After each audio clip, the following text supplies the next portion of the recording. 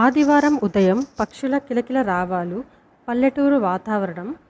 కొందరు రైతులు పొలానికి వెళ్ళిపోతున్నారు. పిల్లలు ఆడుకుంటున్నారు.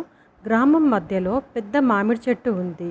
చెట్టు కింద బామ్మ చెక్క పలక మీద కూర్చొని వడ్రంగి కట్టుకుంటూ ఉంది. అప్పటికే రాము పరుగు తీసుకుంటూ వస్తాడు. రాము, బామ్మ నువ్వు నాకు కథ చెప్పాలి అంటాడు. బామ్మ నవ్వుతూ, అబ్బబ్బా ప్రతిరోజు కథలేనారా రాము, నిన్నటి గత గుర్తుపెట్టుకున్నావా? రాము చిలిపిగా నవ్వుతూ, ఆహా మళ్ళీ పరీక్ష అంటాడు. బామ్మ సున్నితంగా నవ్వుతూ కొత్త కథ చెప్పడానికి సిద్ధమవుతుంది. దూరంగా గ్రామ బావి దగ్గర ఇద్దరు గొడవ పడుతుంటారు. రైతులందరూ చుట్టూగా గుమ్ముగూడి చూస్తూ ఉంటారు. రామయ్య, నా గేద నీ పొలంలోకి వచ్చి పంట నాశనం చేసింది అంటాడు.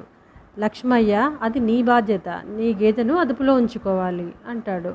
ఇద్దరు గట్టిగా కొట్టుకుంటూ ఉంటారు. ఒక గ్రామస్తుడు ముందుకు వచ్చి, ఇద్దరు గొడవ ఎందుకు పడతారు, మన తెలివైన బామ్మ ఉంది కదా, వెళ్ళి పరిష్కారం అడుగుదాము అంటారు. అందరూ అంగీకరిస్తారు. బామ్మ ప్రశాంతంగా వింటుంది.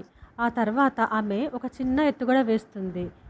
ఇదిగో మీకు ఒక్కొక్కరికి రాగి గిన్నెలో నీళ్లు ఇస్తున్నాను. దాన్ని ఊరి చుట్టూ తిరిగి రావాలి, కానీ ఒక్క చుక్క కూడా నీళ్లు కింద పడకూడదు అంటుంది. రామయ్య, లక్ష్మయ్య కొంచెం గాబరా పడతారు.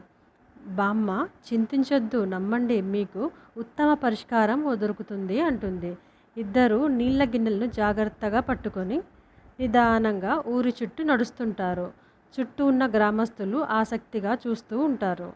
కొంతసేపటి తర్వాత ఇద్దరు తిరిగి వస్తారు. అలసిపోయి ఉన్న వారి చేతిలో గిన్నెలను చూసి అందులో నీళ్లు లేని విషయం గుర్తిస్తుంది బామ్మ.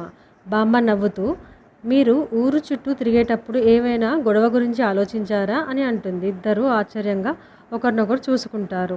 లక్ష్మయ్య, లేదే, మా మనసంతా గిన్నెలపైనే ఉంది అంటాడు.